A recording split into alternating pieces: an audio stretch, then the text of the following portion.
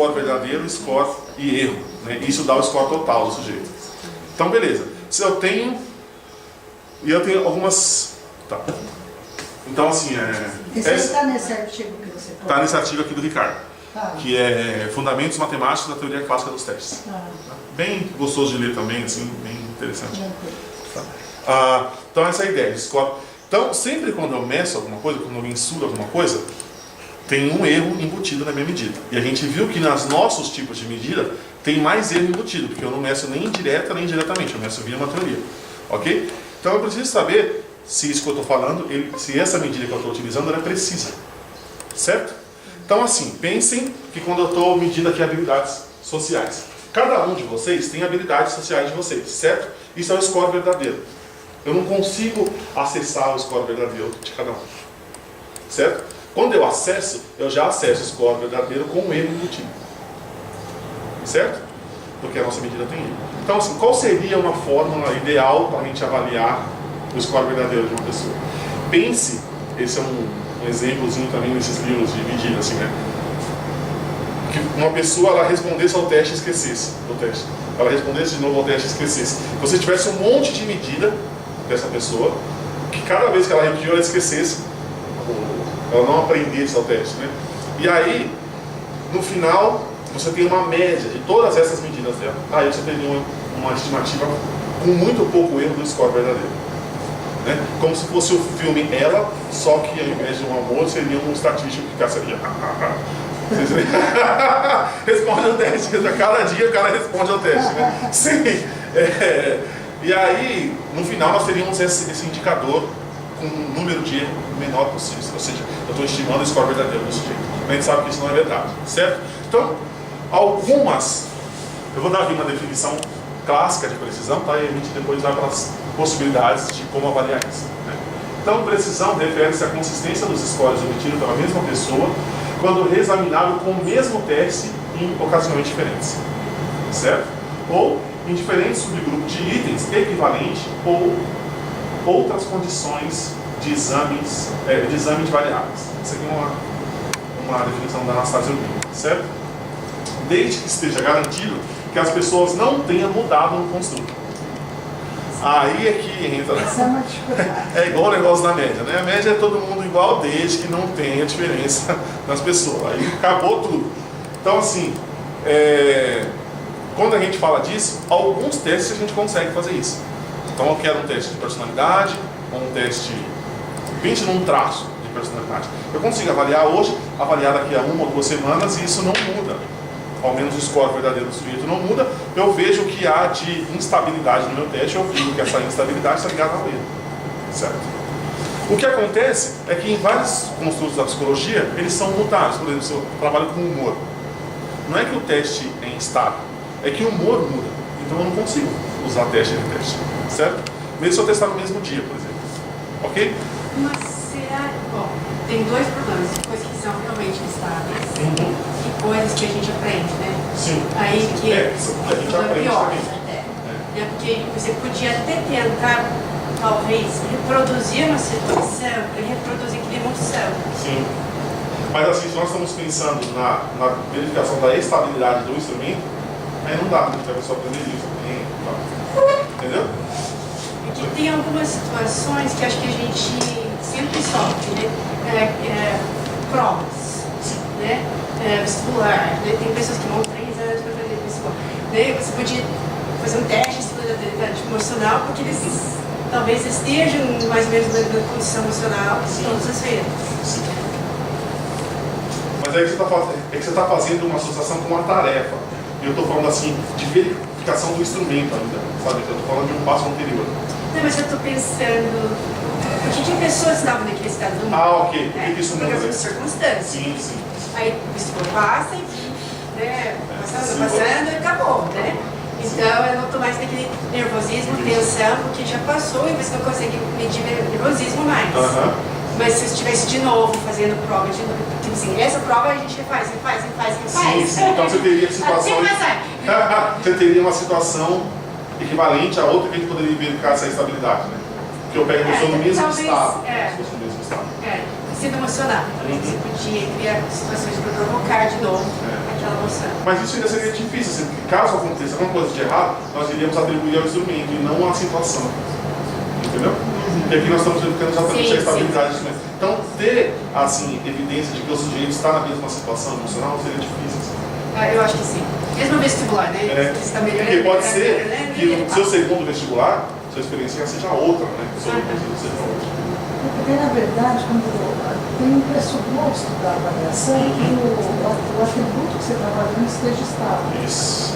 E aí, já por definição, uma situação dessa é instável, gera alterações. Então, o que os autores fizeram? Foram pensando diferentes maneiras de ainda ter compreensão dessa estabilidade e você sem precisar de fazer 2 testes.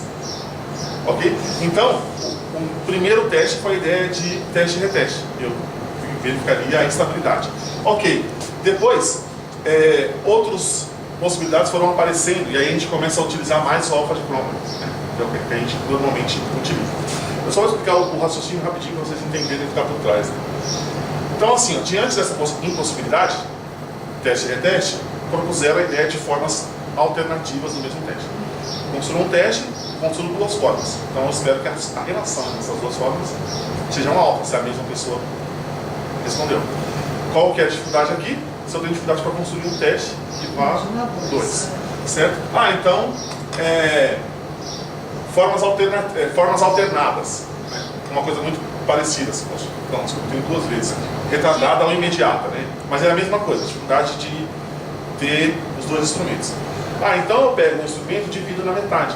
Somo metade dos itens, somo outra metade e faço a associação entre essas 2 metades. O que eu espero? Que seja uma alta relação entre eles. A ideia de ponto 7 que a gente tanto escuta. Né? Alfa de Cromwell acima de ponto 7, estabilidade acima de ponto 7. Ok, só que você pode fazer uma divisão aleatória aqui, pegar itens muito mais difíceis e colocar no lugar e colocar itens muito mais fáceis nos outros. O que você tem? De novo, você influencia a relação não por conta dos sujeitos, né? Mas por instabilidade nos itens. Certo?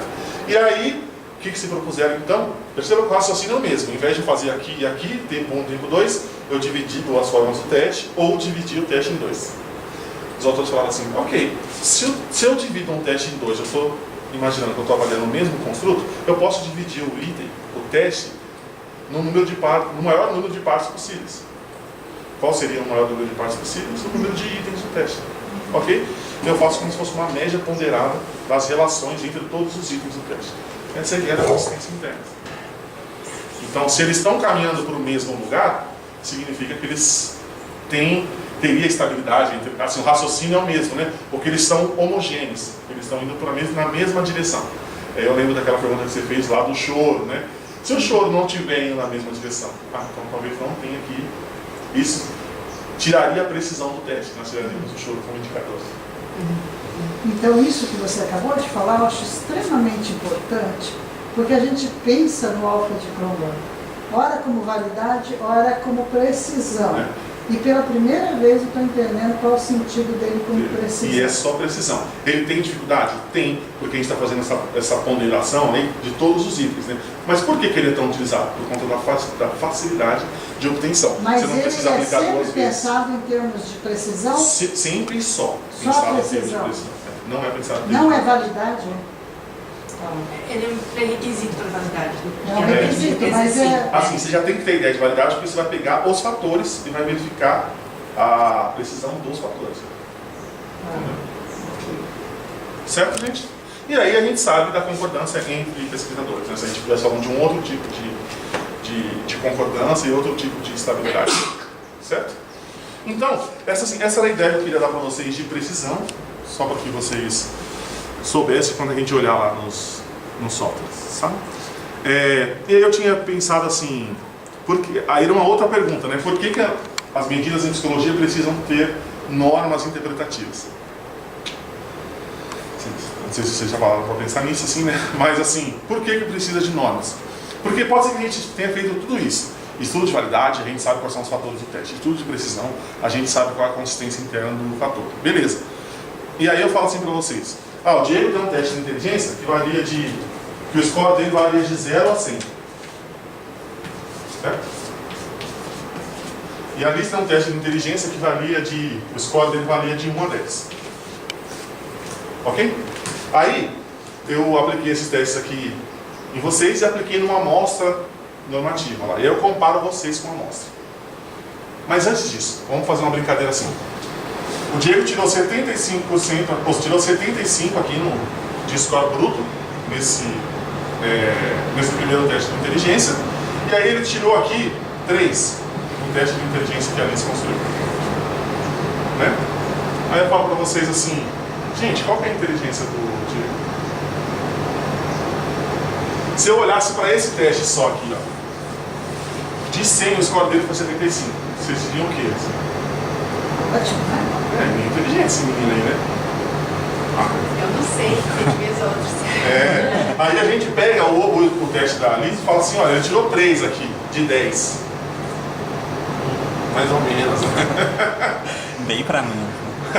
Então isso não significa nada, porque um score bruto não significa nada. Então assim, o tipo mais fácil de comparação que a gente pode ter, comparação percentil, ok? Então eu pego lá, faço aquela curva normal, assim, né? E aí eu faço assim, a distribuição. Pego as pessoas que, desde a pessoa que deu o score mais baixo, que foi o 0, até a pessoa que deu o score mais alto, que foi o 100, certo? E aí, eu vou comparar então os percentis aqui. E aí eu pego e vejo que 100% da amostra, 100% não, mas vamos supor assim, o score o percentil 75 está aqui, ó. O que significa isso? Que esse teste aqui tinha itens muito fáceis. Então, todo mundo da amostra acertou muito. Essa curva não está normal, no caso, né? Essa curva seria assim, né? Mas, o que significa isso daqui? Que o teste é muito fácil, e que, então, 75 deles não significa nada. Porque se eu comparar ele com a amostra ainda, ele vai ter superado, por exemplo, sei lá, 10% da amostra só. Ok?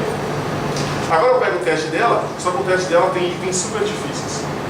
E aí eu vejo assim que ter acertado 3 corresponde a superar 75% da amostra. É outra coisa, né? Então a curva dela seria assim, né? Agora. E quando eu coloco as pessoas aqui, a nota 3 corresponde a 75% da amostra. O que significa? Que ele é muito mais inteligente. Não que ele é muito mais inteligente, mas que ele superou assim, o score bruto de 75% da amostra. O que a gente pode falar sobre isso? Que o score bruto não significa nada. Quando você pega lá então, o sujeito tirou 18, tirou 20, isso é interessante para você comparar com outra variável, isso é interessante para você fazer diferença de média e tal, mas você não consegue dar sentido psicológico ao score, porque esse sentido psicológico você só dá quando compara esse sujeito com uma amostra normativa. Qual é o limite disso? Eu estou tentando pensar no exemplo psicológico, mas eu vou começar com o exemplo físico. Eles fazem curva normal de peso. E a gente foi todo mundo engordando. Então agora com peso significativamente maior, a gente continua no meio. Continua mas isso não é mais saudável. De acordo com algum conceito que acho que ninguém consegue definir exatamente qual que é esse peso ideal mesmo. Que sempre fizerem relativamente a divisão normal. Sim. Eu não sei se realmente existe uma fórmula para você decidir o que é seria normal. o peso. É que aqui acho que a gente tem que tomar cuidado para não confundir dois conceitos de normalidade. Normalidade estatística, diz respeito ao número de pessoas que está próximo da média, é isso, e a normalidade patológica, assim, entre normal e patológico. Né? Então, esse tipo de normalidade não significa que isso está associado à psicopatologia ou alguma coisa do tipo. Entendeu? Um exemplo que eu vou te dar assim, pense que eu pego o nível de estresse em trabalhadores de fábrica. Eu pego uma população da China e uma população brasileira. Ok? Talvez eu tenha preconceitos em relação à China que eu não entenda muito bem da cultura dos caras. Mas eu sei que eles trabalham muito, né? Trabalham absurdamente. Então, se você pega o nível de estresse no trabalho, poderia ser, do ponto de vista psicológico, psicopatológico. No ponto de vista estatístico, normal. Tem pessoas com mais e pessoas com menos. Mas todo mundo tem um número muito alto. Entende? Então, mas mesmo dentro desse aspecto da altura, vai ter o mais e o menos. Então aqui nós estamos falando de normalidade do ponto de vista estatístico, né? Entendeu a diferença? Sim, mas é exatamente isso. Que acho que a gente acaba usando esse recurso para interpretar, mas que a gente tem que entender que isso tem um limite. Sim, sim. Porque tem coisas que estão... tem diferença de pessoas, mas ninguém está mal. E tem coisas que tem diferença de tudo, mas ninguém está bem. Ninguém está bem. Pode ser que todo mundo esteja ali, não significa todo mundo bem. Exatamente. Mas acho que talvez só quando a gente tem alguma coisa externa que a gente pode colocar como critério, que isso é nota de código. Exatamente. Ou, tem uma outra coisa também, que eu acho que é uma contribuição importantíssima na teoria de resposta ao item, que é a normatização com base no item. Vocês perceberam que aqui a gente não fala do conteúdo do item em nada? Né? A gente soma os scores e tal, mas a gente não... Pode ser que o sujeito dê um monte de nota baixa aos itens que carregam bastante no fator, ele deu um monte de nota baixa, para os itens que carregam no fator, precisa de muito traço para responder aquilo, né? E um monte de nota alta para aqueles itens que são mais tranquilos, assim, né? Tipo, que não carregam tanto no fator, assim, que não trazem tanta coisa do fator. Entende? Então você não sabe a relação do sujeito com o conteúdo dos itens aqui. Essa é uma limitação desse tipo de normatização. Uma das contribuições da TRI é justamente isso, né? Você verificar a relação do sujeito com cada um do conteúdo dos itens. Você faz uma norma com base no conteúdo dos itens, não com o score total. Essa é uma outra coisa muito legal. Eu vou dar um exemplo. Eu vou falar disso bastante na semana que vem, assim, mas acho que eu posso dar um exemplo para vocês. E a gente faz as notas aqui, ó. para o score geral, para o score fatorial, X, Y, Z. Então, isso aqui é um mapa de itens, essa teoria de resposta a itens com base no modelo. Então, assim, eu tenho o conteúdo do item, certo? E aí a TRI me diz assim, qual é o item mais fácil, qual é o item mais difícil, né? Então aqui nós colocamos em ordem de dificuldade dos itens, certo? E aí, aqui são as pessoas, vai ser difícil de vocês verem aqui, tem que colocar isso de forma maior. Aqui vai ser as pessoas, você lê o número de pessoas na... Oi? Oi, na apresentar. Ah, tá. Você vê o número de pessoas em cada ponto da escala. Ah, melhorou, né? Ok. Então, assim, você vê o número de pessoas em cada ponto. Então, isso aqui é uma escala padronizada, certo? Que vai de menos 6 a mais 4. Você tem aqui o percentil. Tá vendo? Nós poderemos comparar. E aqui nós temos o número de pessoas. Então, aqui teria 11 pessoas, uma seria na vertical. Certo? 27 pessoas, 48 pessoas, 45, 43 em cada ponto, ok? Só que aqui eu não tenho score total, aqui eu tenho o conteúdo do item e a escala Likert. Tá vendo? Então assim, isso aqui com base em teoria de resposta ao item, né? Então ele fala, pessoas com níveis de habilidade ou com um θ estimado via teoria de resposta ao item menos 2, eles tendem a dar esse tipo de resposta, que é aqui. Aqui é onde muda, né? Então seria, ele dá 3 nessa daqui, que provavelmente é o item mais fácil. Aqui ele fica na dúvida se dá 2 ou 1, e aqui ele passa a dar 1. Pense na escala Likert, né? Eu sei que é um pouco complicado aqui porque eu estou misturando outros conceitos. Mas o que eu começo a entender aqui? A relação das pessoas nos diferentes pontos do nível de habilidade, ou no nível de θ, que a gente fala em teoria de resposta ao item, né? Com cada um dos conteúdos dos itens. Então esse daí que tem, por exemplo, 3, 3, 3, quer dizer, as pessoas que dão 3... As pessoas com... É melhor ler assim, ó. Então, qual o nível de θ você quer pensar? O 0, o que seria? Não, 3. É porque o nível de θ a gente vê nessa escala. Ah, tá, não. Aqui são as possibilidades da escala Likert, são 4. Ah, entendi. Então, 1, 2, 3, 4. Tá. Se a gente vê que o 1 ele vai, o 2, o 3 vai para o lado direito. Né? Isso, porque vai ficando mais difícil os itens. Vai ficando mais difícil. Então eu preciso ter mais, eu preciso carregar mais naquele traço para responder os itens, para responder assim na escala Likert, 4, 3, 5, entendeu? Eu preciso ir aumentando. 3 é cada vez mais difícil. Isso. Então assim, uma pessoa com nível baixo, ela tende a responder 2 para cá e depois 1 em todos os itens. Então o que você precisa fazer? Olhar o conteúdo dos itens e falar, ah, tá, por que as pessoas respondem assim para esses itens? Porque esse item é mais difícil, e aí você vai entender a relação do conteúdo com a forma de resposta das pessoas. Essa é a ideia de normalização baseada nos itens. Entendeu? A gente já não fala mais de score total. A gente fala da relação da pessoa com cada item do fator. Eu sei, está um pouco confuso, mas a gente vai depois entender assim. A gente precisa entender primeiro o que é dificuldade, o que em TRI, né? O que é a habilidade das pessoas. Mas aí chega a semana que vem ficar mais claro. Quero jogar mais uma coisinha que acho que não está relacionada no momento, mas se em algum momento te dar um clique, você me fala. Ok.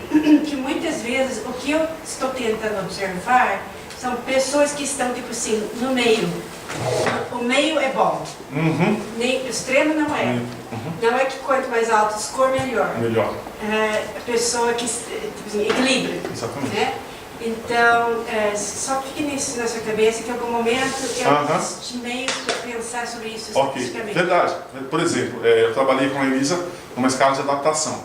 Então, é esperado que a escala seja fácil para muita gente. Porque você quer saber quem tem menos. Ok? Quem tem pouca adaptação vai responder um. Ah, então beleza, eu quero saber quais são as características dessas pessoas que respondem um aqui. Quem tem adaptação, ok. Não é para essas pessoas que a gente vai intervir. Certo? Exato. Mas quando você trabalha com personalidade, por exemplo, Big Five e tal, você espera que a pessoa fique no meio, porque ter lá na frente muita extroversão é o cara chato, né? Então. Não ter extroversão é o cara que não tem relação, que tem dificuldade de se aproximar do outro, entende? Ser aberto a novas experiências tem que estar no equilíbrio. Se você é muito aberto, você vai usar drogas, você vai se abrir para várias experiências que vão te fazer mal. Se eu não me abro a novas experiências, eu deixo de vivenciar várias coisas que seriam importantes para mim. Então isso acontece bastante também. Entende? Aí essas são formas mais interessantes de pensar a normalização. Entendeu? Gente, algumas coisas devem ter ficado meio confuso para vocês agora. Assim, o que é importante que vocês entenderem? Vocês perceberam que nós temos que fazer um monte de coisa para entender o sentido psicológico de um teste? Por quê? A gente volta lá na ideia da teoria de medida mesmo. Assim, né? Tudo isso porque a gente mede por teoria. Se a gente não medisse por teoria, a gente podia fazer outras várias coisas. Né? Eu não precisaria colocar as pessoas enfileirada para ver o quanto ele supera de cada uma dessas pessoas. Não. Ok, isso é maior do que isso, já está aqui. Isso é maior do que isso. Seria muito mais fácil de eu empilhar, né, as pessoas. Não entendo assim, né, mas de dizer, esse tem mais que esse, que tem mais que esse, que tem mais que esse. Quando eu pego o metro, eu consigo dizer, né, eu consigo observar isso muito facilmente. Então, assim, tudo isso a gente tem que fazer porque nós medimos por teoria e não por outras formas de medir. Então, todo esse cuidado a gente precisa ter para falar, olha, eu estou estimando bem o construto, que é o meu construto alvo.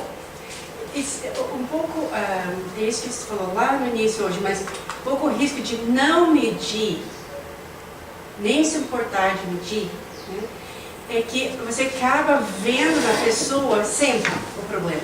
Né? Então, todo mundo tem um problema, de repente. Né? Porque você não está medindo. Então, você não sabe quando é menos, quando é mais.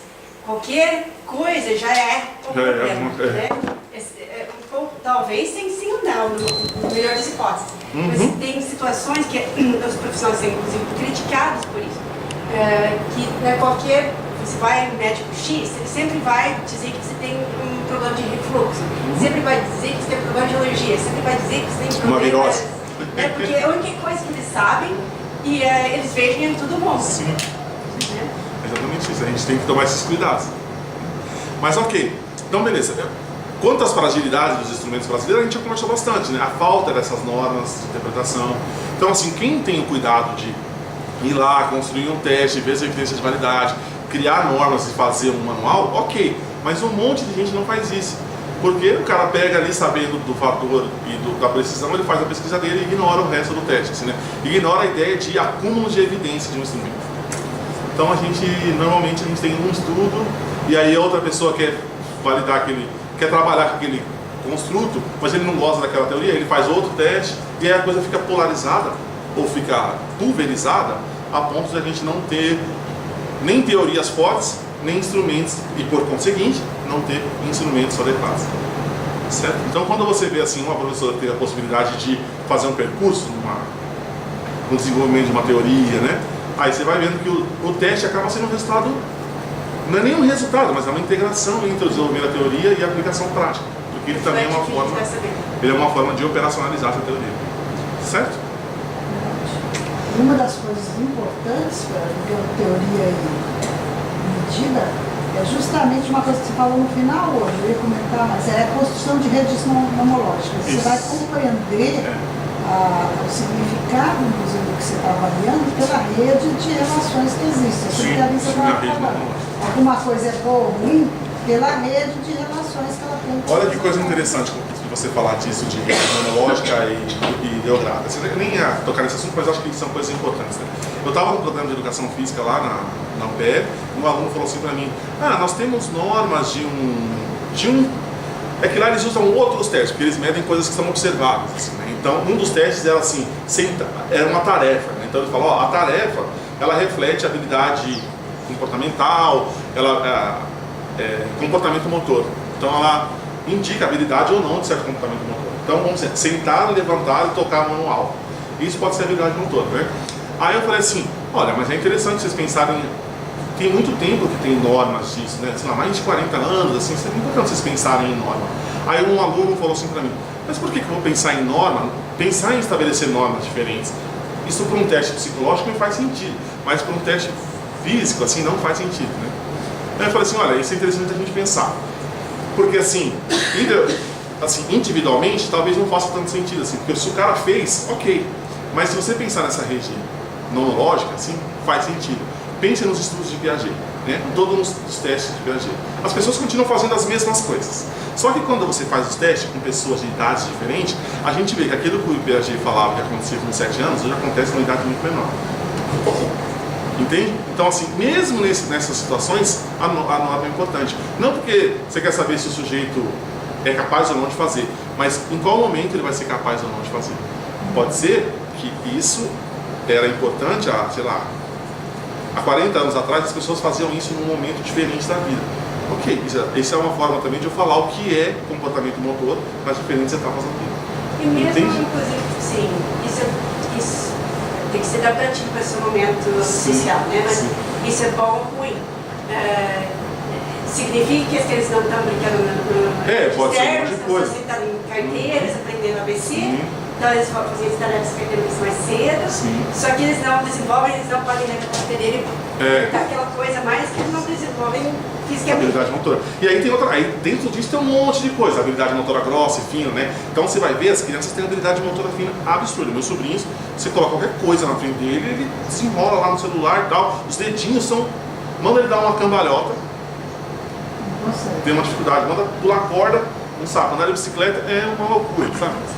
Então assim, essas coisas, essa perspectiva nomológica aqui de rede, né, nos dá a possibilidade de pensar a coisa para além do individual. Eu sei, isso é uma coisa muito de pesquisa, a gente estava falando, né?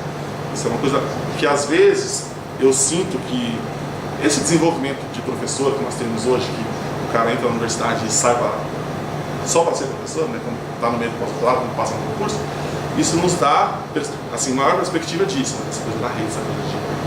Por outro lado, nos limita quanto à ideia da clínica, aquilo que você encontra no individual, né, aquilo que você encontra nos encontros clínicos. Mas é isso, aí são coisas do nosso desenvolvimento, certo? E eu queria dar então agora fazer os exemplos práticos com vocês, e daí algumas coisas vocês vão ver que vão fazer mais sentido agora. Né? O Ricardo fala assim, trabalhar com estatística é igual aprender a falar. Quando você foi aprender a falar, ninguém falou assim, olha, hoje eu vou te ensinar um fonema.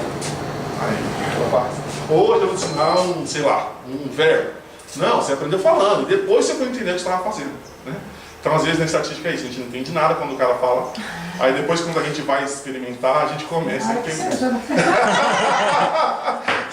A gente aprende fazendo. Então, assim, eu trabalhei na adaptação de uma escala simples, assim, uma escala de paixão. E aí, a proposta da escala de paixão de um professor da Universidade de Quebec, em Montreal, o professor Robert Vallerand, e ele tem uma escala que ele trabalha com psicologia social, com motivação, e aí ele usou essa escala em vários contextos. Assim, qual que é a definição de paixão dele? É o grau de inclinação que você tem para uma atividade. Eu acho que tem um nome comercial bonito aí que faz isso, mas assim, é um grau de inclinação que você tem para alguma atividade. Essa inclinação ela pode ser bidimensional, né?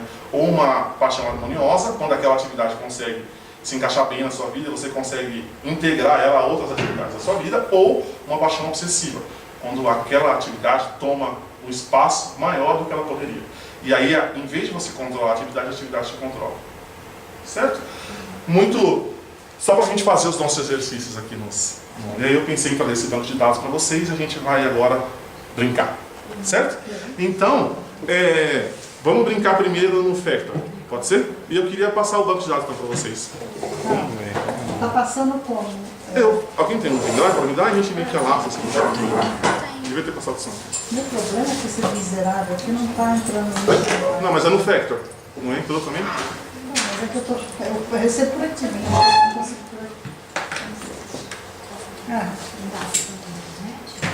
Não estou com internet. Eu vou pedir para pegar. Gente, todos vocês têm... Ó, já vou passar tudo que eu tenho aqui, tá? Que daí meio que... Eu vou tirar esse output aqui. A gente vai passando em vários e... Porque daí, vocês também vão recorrer a outras coisas que estão aí. Você passar para mim. Tá. É esse aqui, estatística? Não, esse aí é porque é o meu pendrive, esse é os programas que eu tinha. Não, beleza, eu tô passando aqui pra pode você. jogar. Passei disciplina fiscal, certo? Pode colocar em qualquer lugar aí. Não precisa pagar não, só queria saber se era esse. James Peru. Tá, aí você já alastra aí com seus amigos. Passa aí. Tá. Qualquer lugar. Já. Esse daqui.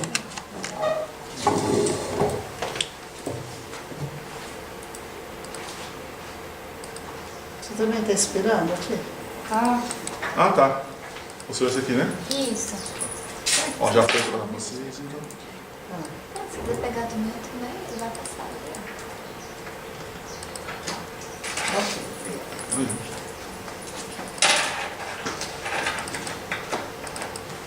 Se a gente fez o download de Factor, isso já está lá? Já tá lá.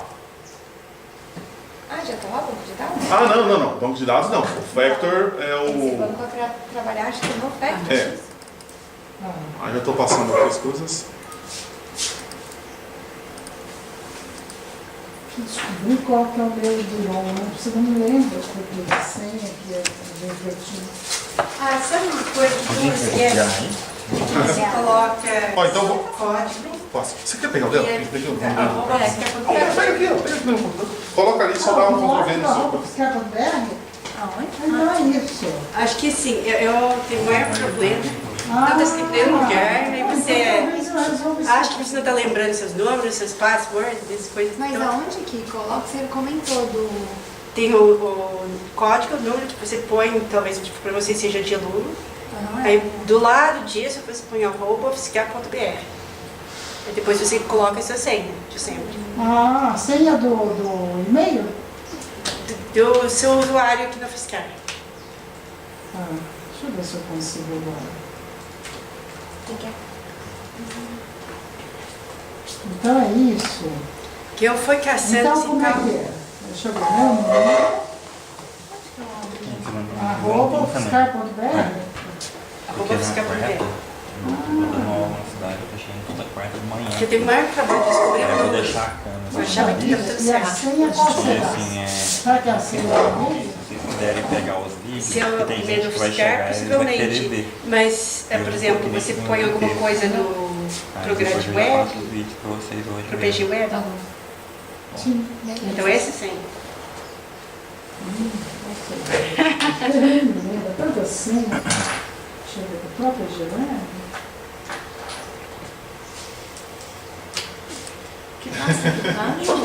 Disciplina fiscal. É a pasta inteira. Eu passei um montão de coisa aí, né? Aí tem aí banco de dados. Pera, deixa eu ver no meu, senão eu não. Daí tem umas coisas que não abrem. Eu ainda vou instalar o programa, é por isso? O que não abre? Escala de paixão, por exemplo. Ah, tá. Não, ela tá em. Ela abre, é que ela tá em bloco de nota. Obrigada. Assim, Tem dois? tem um programa. Tem dois. Já pegou, Cris? Ah, isso mesmo. Já. Lisa. Tem É que tem duas vezes. Eita. Vamos lá. Bom, tem um monte de escala de paixão. Isso. Espera aí, vamos lá que a gente vai ver. Ah, eu acho que tem um artigo aí também. Tá bom. É que o artigo, um artigo que foi aceito agora na Paidé. Nossa, aí assim, ó, o que vocês precisam ver aqui? Só para vocês também, assim, que esses são coisas que estão em publicação, sabe? Os bancos de dados os bancos que a gente usa, então, sei lá, só tomem um cuidadinho com os bancos, né? Tá. Então assim, então vamos abrir o Factor primeiro.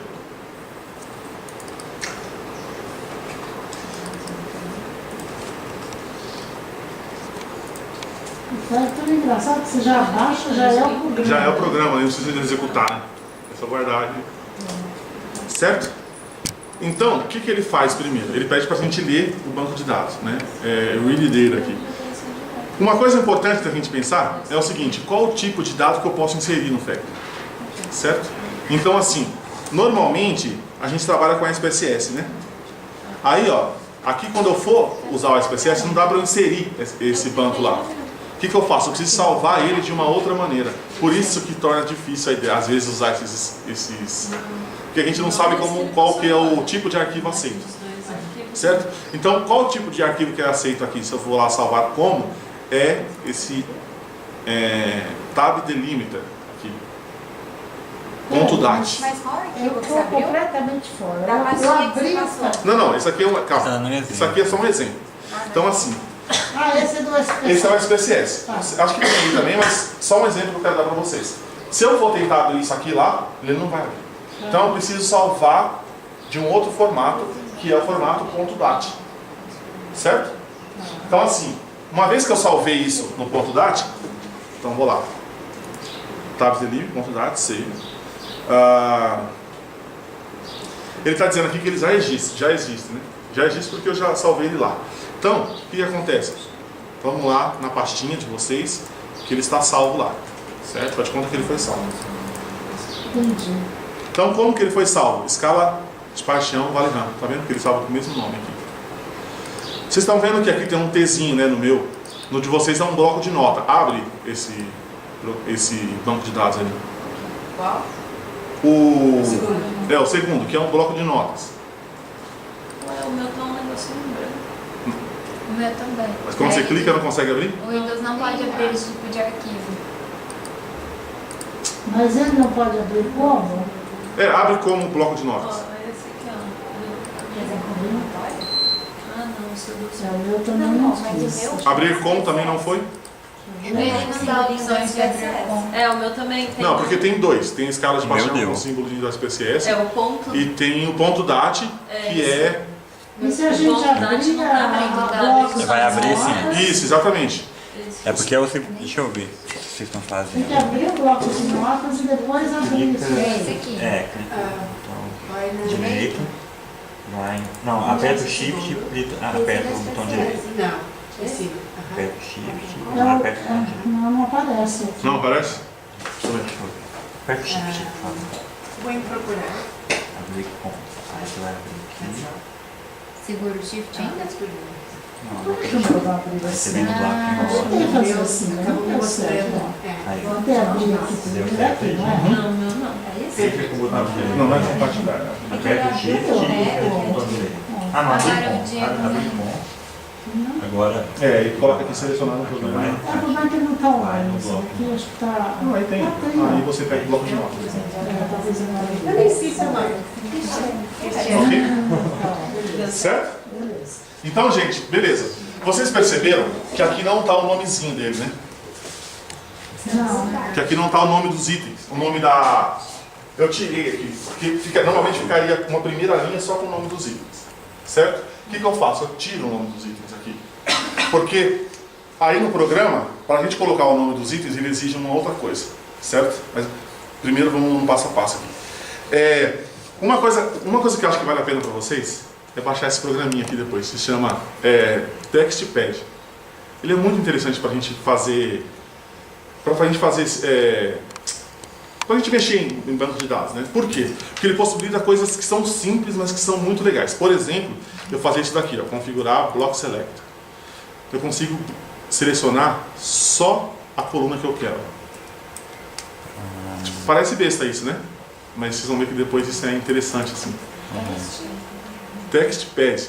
T-E-X T, text, né? Pad, P-A-D. É um bloco de notas, só que ele é um bloco de notas melhorado, Um pouco assim. melhor. É, que acho que facilita a nossa vida. E esse bloco de notas, ele é tipo uma linguagem universal, né? Linguagem universal, Fácil de fazer leitura em outras coisas, né? E aí assim, ele entra em qualquer lugar depois, né? Porque O você seu salva. está no TextPad, mas O seu está no bloco de notas. Tá. Então assim, você não conseguiria salvar, você não conseguiria mexer só nesse bloquinho, assim, né? Mas ok, não tem problema. Aí, ó, olha o que eu fiz. Eu peguei, coloquei aqui, ó, nome dos itens. Eu coloquei assim, ó. Aquele nome dos itens que eu retirei lá, eu colei também num bloco de notas, só que agora eu colei ele já em forma de uma coluna. Certo? Ok. Voltemos lá para o nosso Factor. Aqui. Então, nós vamos lá no ler dados. Ah, peraí.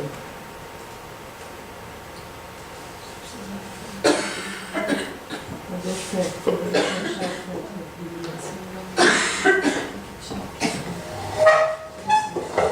Deu certo aí, meninas? Então aqui, já podem ir no browser aqui, ó. E vocês vão achar lá a escala de paixão. Fica melhor ou não? Pra ver a luz? Desculpa, eu não escutei. O que a gente vai fazer? Agora vai no browser aqui, né? Para procurar mesmo. Ah, sim, sim. Entendeu? Aí vão lá. Ah, mas... eu Agora é acho só ir que- lá e colocar, só lá e encontrar no computador de vocês, né? Que está no pendrive, o banco de dados. Tá conseguindo? Tá no computador, tá no... Tá no pendrive, né? Perdi a última, Perdeu? a última A fala. gente volta aqui, ó. Ó, gente, por favor, pergunta, ó, se perdeu, fala. Não tem nenhum problema, a gente volta. Tá. Certo? Porque é ruim quando a gente perde, fica com vergonha de falar e não acompanha mais, sabe? Aí não é legal.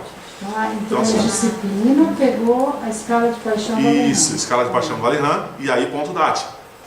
Né? Ah, aí é. Abre, pumba. Abre lá. Ele vai dizer quantas pessoas tem, Participantes, quantos. número de variáveis. Ele já fez Você isso mexeu por ele alguma mesmo. coisa? Ele já fez isso pra você. Não, não precisa de mexer nada. Ok. Não, mas calma.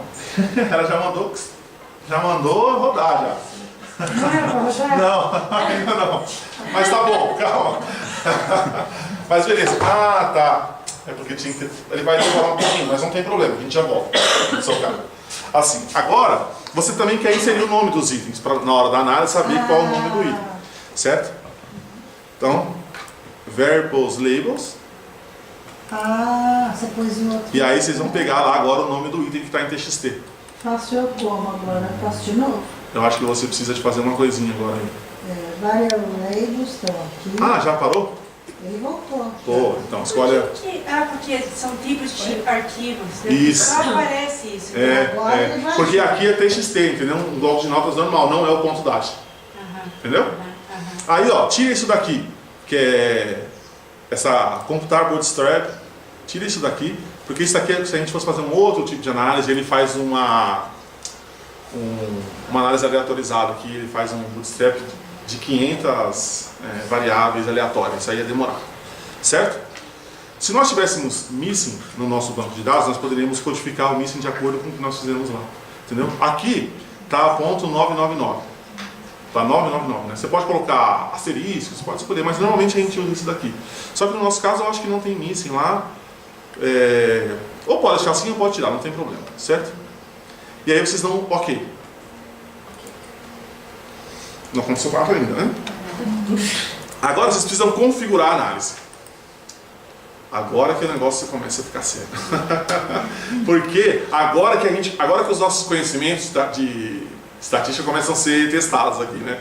Assim, primeiro, vocês lembram que tinha duas variáveis lá que não era do teste, né? Perceba aqui, não tem o nome da variável. Só tem variável 1, variável 2 e tal. Então a gente sabe que a variável 1 e 2 não é do teste. É idade e sexo. Certo? Então eu tiro essas variáveis daqui, para que ela não faça parte da minha análise fatorial, por exemplo. Ah, Certo? Ok. Aí, ó, agora nós vamos começar a falar de análise fatorial propriamente dita. certo? Que é aquela primeira análise de estrutura interna, né? Evidência de validade baseada na estrutura interna. Então, assim, percebam aqui que tem algumas coisas que ele me pergunta. Se eu quero fazer a minha análise fatorial exploratória, com base em quê? Uma matriz de covariância, uma matriz de correlação de Pearson ou uma matriz de correlação policólica barra tetracólica. Isso é uma coisa muito importante, que, por exemplo, o SPSS não dá essa possibilidade. Lembra que eu falei aqui que se nós considerássemos uma curva normal e esse contínuo fosse o contínuo que representa o construto que a gente trabalha? No entanto, que as nossas variáveis, elas avaliam um pedacinho dos construtos que elas não têm distribuição normal. É exatamente isso daqui. Para eu trabalhar com correlação de Pearson, eu teria que ter normalidade das minhas variáveis. E eu não tenho. Então, assim, é mais adequado que a gente trabalhe com correlação policólica. Mas, Evandro, se eu encontrar normalidade, mesmo que você encontre normalidade, por que não é adequado? Porque a gente trabalha com variável ordinal. Ela nem é uma variável contínua. Então, mesmo que você encontre... Você pode até justificar que tem normalidade, mas ela não é uma variável contínua ou uma variável intervalada, por exemplo. Ela é uma variável ordinal. Você está colocando... A gente não sabe a diferença do 1 para o 2, do 2 para o 3, do 3 para o 4, do 4 para o 5. Pensa na escala Likert, sabe? Nossa, finalmente a gente vai começar a conversar com os matemáticos. Então... Os matemáticos sempre criticam a gente por fazer score, não sei o quê. Isso, fazer score total, né? Isso. A gente deveria trabalhar com score, assim, com score fatorial e não com score total. O que eu acho disso, assim? Por muito tempo nós trabalhamos distante da matemática, distante dos modelos matemáticos. Agora a gente começa a ter professores de psicologia que compreendem essas coisas, né? Então fica mais fácil de conversar. E eu acho que esse desenvolvimento também aconteceu de forma mais concisa, né? Então, eu tive, não estou falando nem de mim, assim, mas eu tive a chance de fazer meu desenvolvimento profissional todo na psicologia e ter um professor que é uma fera disso, e ser um psicólogo, que tem formação doutora em psicologia e dá aula no programa de psicologia. Né? Então, eu acho que isso ainda é novo para a gente. Né? Sandra, quando eu estava aprendendo, a gente usou um texto de um americano, Hall, que sempre gostei muito do jeito que ele escrevia. Tinha outros, mas ele era um pouco mais moderno na época. Ele continuativo.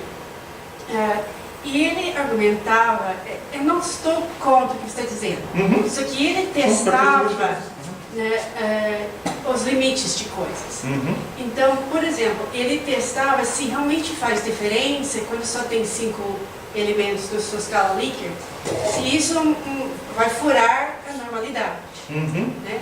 E ele testava com modelos no computador e dizia que tem alguns limites para isso, que 5 pontos, nossas pesquisas acabam se comportando como se fosse normal na realidade. Então ele argumentava que a gente podia fazer algumas coisas que os matemáticos não gostavam, mas depois de testar no computador, ele mostrava que se uma amostra tão pequenininha assim, mas tem 20 pessoas, 25 pessoas, eles não estão respondendo um único item, você vai juntar esses itens numa subescala, coisas assim. Ele não falava que se fosse um único item, só de 5 pontos, mas até esse caso ele discutiu. Eu conheço esse autor assim, e tem vários outros autores que vão falar que, gente, não tem problema de usar, e não tem problema, por exemplo, de usar Pearson para verificar a relação de escala Likert. E assim, a gente fez isso durante todo o nosso desenvolvimento aí, né? De trabalhos com instrumentação. O que a gente tem observado? Quando você faz estudos ou de comparações ou estudo de simulação, quando o modelo teórico é bom, ou assim, quando a estrutura do teste é boa, não faz diferença. Não é que não faz diferença. Você até encontra resultados melhores, cargas fatoriais elas têm uma variaçãozinha, mas isso não chega a prejudicar o modelo. Entende? No entanto, quando você tem um modelo em construção, isso tende a prejudicar mais. Sabe? E aí tem vários estudos, né? Desde que qual tipo de escala é melhor utilizar, de 5 ou de 4 pontos, né? Tem um monte de estudos nesse sentido, né? Estatística assim. E aí vão tendo os resultados, eles não são convergentes, assim. Então vão ter autores que vão propor uma direção, vão ter autores que vão propor outras direções e tal. A sensação que eu tinha na época é que ou você justificava que você podia usar o piercing ou você não analisava seus dados. Não, acho que ninguém falou policórico, tetracórico, nada disso. Isso é novidade. Então, talvez que nesse meu tempo a matemática também evoluiu para essa área. Sim. E eu acho que nem assim. A grande evolução que nós tivemos nos últimos tempos foram computacionais. Esses métodos aqui, gente, os estatísticos desenvolveram, tipo, a TRI, que é a coisa super chique que a gente fala, né? Super Parafraintex, os caras desenvolveram em 1930, sabe? Você vê coisa assim. Só que computacionalmente nós não tínhamos capacidade de fazer isso. Hoje, por exemplo, né, com 1 ou 2 cliques você consegue utilizar isso porque está implementado. Então qual que é a proposta? Ok, até então a gente fazia porque era isso que dava para fazer. Agora já dá para a gente fazer coisas mais adequadas aos nossos tipos de dados, né? Não dá para ignorar isso também. Entendeu? Sim. Então assim, pode ser que daqui a 20 anos outras coisas apareçam, né? Assim, por diante. Certo? Então, gente, percebam aqui, se vocês falarem, se vocês colocarem aqui em correlações policónicas, que é o mais adequado para a gente, ele vai falar qual o score menor possível e qual que é o score maior possível. Aí você fala, nossa, mas o score é de 1 a 5, por que está de 0 a 36? Porque a gente tem a questão do sexo e a questão da idade. Eles estão também, embora nós tiramos ele para cá, ele ainda entende isso daqui como parte, como possíveis escalas de resposta das nossas variáveis. Quando a gente olhar para os resultados, vocês vão ver que isso não vai aparecer. Certo? E aí, a gente começa também a falar de outras coisas. Aí não mexe, deixa do jeito que é. Aqui vamos colocar na policórica que, por conta disso que a gente está falando, não mexe mais. Ele vai dizer pra gente, se nós tivéssemos colocado só os itens do teste aqui, ia dizer que estava de 1 a 5. Certo? Mas tem outra possibilidade de a gente ver se tem algum erro no banco de dados e tal, daqui a pouco. Aí assim, uma outra coisa importante que a gente começa a trabalhar com a testagem são os métodos para verificar a retenção de fatores. Então assim, né, qual é o número interessante de fatores para nós trabalharmos dentro do nosso, pensando a estrutura fatorial do nosso teste. Então a gente falou, nós temos lá as nossas perspectivas teóricas, podem ser 8, pode ser 2, depende da minha perspectiva teórica, depende de como eu entendo que meus dados vão se aglomerar, que meus itens vão se aglomerar e construir os fatores, certo? E aí eu tenho vários métodos aqui para verificar isso, certo? Um dos métodos, o mais utilizado e o mais